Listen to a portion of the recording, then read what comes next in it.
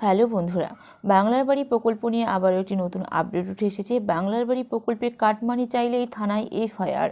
তো বাংলার বাড়ি প্রকল্পে দুটো কিস্তিতে টাকা দেওয়া হয়। প্রথম কিস্তিতে 60,000 এবং দ্বিতীয় কিস্তিতে 60,000, মোট 1,20,000 টাকা। তো এই বাংলার বাড়ি প্রকল্পে যদি কোনো উপভোক্তা কাছ থেকে কোনো নেতা, পার্টির নেতারা যদি টাকা চেয়ে থাকে, তাহলে তাদের বিরুদ্ধে এফআইআর করার কথা কিন্তু সব জানিয়ে দিয়েছেন মেদিনীপুরের সাংগঠনিক জেলা তৃণমূলের নেতারা।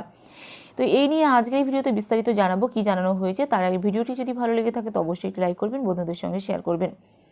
বাংলার বাড়ি প্রকল্পে উপভোক্তাদের কাছ থেকে টাকা চাইলেই নেতাদের বিরুদ্ধে থানায় এফআইআর করা হবে, সাফ জানিয়ে দিলেন মেদিনীপুরের সাংগঠনিক জেলা তৃণমূলের নেতারা। সূত্রের খবর, ইতিমধ্যে জেলার বেশ কিছু ব্লক থেকে এমন অভিযোগ আসে। তৃণমূল নেতারা বলেন, পশ্চিম মেদিনীপুরে জেলায় বাংলার বাড়ি প্রকল্পের প্রায় 1,80,000 মানুষ উপকৃত হবে। কেন্দ্রীয় সরকার মানুষের মাথার ওপর ছাদ তৈরি করার জন্য 1 টাকাও দেয়নি। এহেন পরিস্থিতিতে উপভোক্তাদের কাছ থেকে রাজ্যের তরফে পাঠানো টাকার ভাগ নেওয়ার অভিযোগ প্রমাণিত হলে দল থেকেও তাড়িয়ে দেওয়া হতে পারে।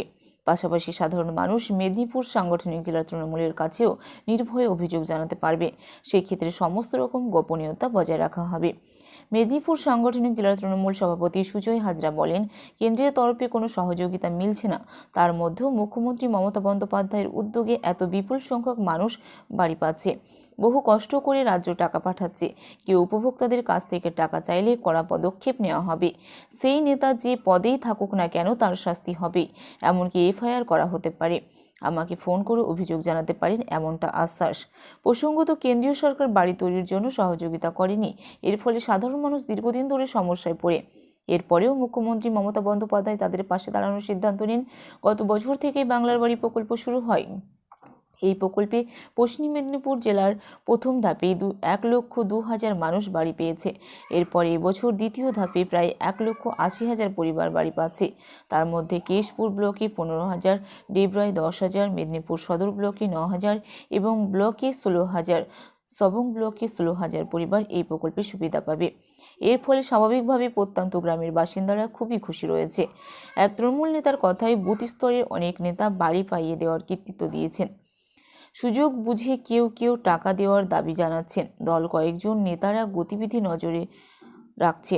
জেলা বিজেপির সহ সভাপতি শঙ্কর গুছাইত বলেন, তৃণমূল মানেই দুর্নীতি। বিভিন্ন প্রকল্পের টাকা লুট করে নেতাদের সম্পত্তি বেড়েছে।